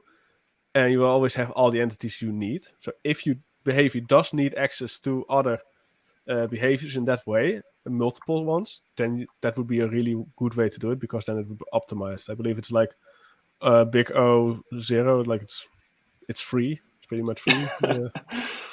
Like I did not create it. Luan and Lucas probably know that a little bit better than me, but yeah, it's on the Flame documentation under the components section. So yeah, but you described it well, I think. Where were we in the questions? Here, I think. Yeah, we haven't had that one yet. Would the preferred way to create a separate behavior for each entity instead? Oh, yeah, I missed one word there, but yeah, I guess you understand it. If I'm not entirely sure if this means like you should create a separate behavior for each entity, or that each behavior should be a separate thing that an entity can hold. Because if it's the last one, then yes, every behavior that an entity has should be a separate behavior in code as well. And writing separate behaviors for each entity, like just having one behavior, a one-to-one relation, would not make sense. But I think that's the question, and if so, then that's also my answer. If not, just ask again, I guess. Yeah, makes sense. From Juan, what would the recommended folder structure look like in case of a behavior being used in more than one entity? That's a good one, yeah. I would say, and this is what I've done in my games, or in my game in this case, is to add it at the same level as where your game code lives. So, for instance, we have in the Pong game we had generic components. So we had our games directory, and inside of it we had a components directory that hold our components. Then we had an entities directory that hold our entities and their behaviors. So at the same level as the components one, I would have a behaviors directory that just has my generic behaviors that are then accessible for any entity that needs it. Or one other thing I think is worth adding is if your behaviors are like generic behaviors that maybe aren't tied to your game, it might be worth splitting them out into a separate package that you can then reuse across multiple games in the future. So like, for example, if you're doing movement behaviors that are like generic, like wandering behaviors, or I don't know, or fleeing behaviors, or something that's like maybe reusable across multiple games, it might be worth thinking about extracting as a separate package. Agreed. That's always a good thing to do if it's really that generic. Makes sense. Then I actually have a question too, since we have the. But you're the host. You can't ask. I'm the host. It sounds too much when I'm typing, like click, click, click, click. So I just have to ask verbally. Shoot, then.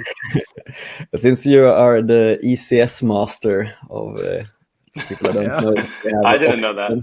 the ECS entity component system that you can use in Flame. It feels like this is a little bit related to some parts of ECS. Well, how would you map it? Yeah. Okay. No, I agree. Felix and I had this discussion multiple times over the last few weeks, and even today on right before this. Yeah. Should we mention it in the presentation? The reason why we have this discussion before is because, technically speaking, you could say that Flame Behaviors is an ECS, an entity component system, because it has all the aspects in logic, but it does not have the separation. So in entity component system, you have an entity that's either just a pointer to components, and components in this sense is then the real functionality, and the entity just holds some data. And then you have the sorry, I'm saying it wrong. The entity is just a pointer to components, which are just data, and then the systems are the logic. So the systems then query for certain entities with certain components, get that data from those components, and you then have some logic, which is the system that then does something. That's an entity component system in its simplest form. I'm probably skipping a lot of the aspects of it, but that would be the simplest explanation. Flame Behaviors does the same thing, but we do not have systems. We kind of merge the components into entities. So the entity is a pointer to behaviors, but it holds its own data, and the behaviors are more systems. They have the functionality, and they no longer have to query for any entities that have certain data, because they always know who their parent is, and that parent should be a certain entity, generic or not, that has the given data that they need to act on. So yes, it is an entity component system, but the reason we did not mention it is because we do not want to put people on the wrong foot, because it's not comparable in the same sense for performance. Like, this is as performant as any Flame component system you could create.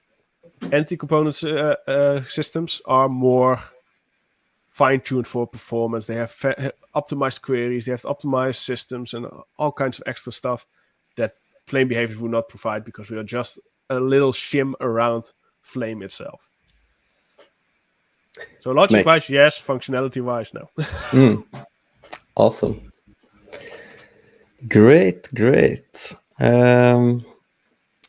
So I guess we're out of questions, and we have been running for almost 2 hours. I guess getting a bit late for our European audience, at least. I don't know, which time zone are you in, Felix? Chicago Central. Oh, that's pretty. It's like afternoon or something. It's not bad now. Yeah, it's 5 o'clock. 5 o'clock. Yeah. Like in 5 minutes, you'll just go home and I'll be done. Yeah, unlike Jochum, where it's probably pitch black. Well, I do have my special light on, just so it looks like it's still a bit bright. It's the problem with time zones and being spread out. Yeah, I think that is all. Oh, actually, I had 2 other things. No, one more thing there. Oh, yes, an add to Luan's talk there about what's new on Flame and the breaking changes. We also now have migration guides for each breaking change on our change log, which can be good to know, because we haven't had that before, unfortunately. Invite all the others back on stage? Yeah, they don't seem to have their cameras on, so I don't know what they're up to. We'll see if they turn. Yeah, I can. Here we see some cameras. Let's get them on. Hey. I'll add Erick and we see if he pops up. There he is. Oh, the Portuguese wine is on. Nice. Yeah, thanks a lot for today, everybody. It was very interesting topics. Thanks for having us. Yeah, thanks for having us. And yeah, I guess we'll see when we shouldn't wait 8 months until we have the next. I was going to say, when's FlameCon 6? Yeah. Next week? I guess we're gonna have some other things in between too. We usually come up with all kinds of events, but yeah, in a few months we should definitely have another FlameCon. Sounds good. So yeah, thanks a lot, and have a good evening and a night and whatever time zone you're in, and make sure to try out all the libraries and new features in version 1.2 that's been presented today. Bye bye, everybody. Thanks, everyone. Bye.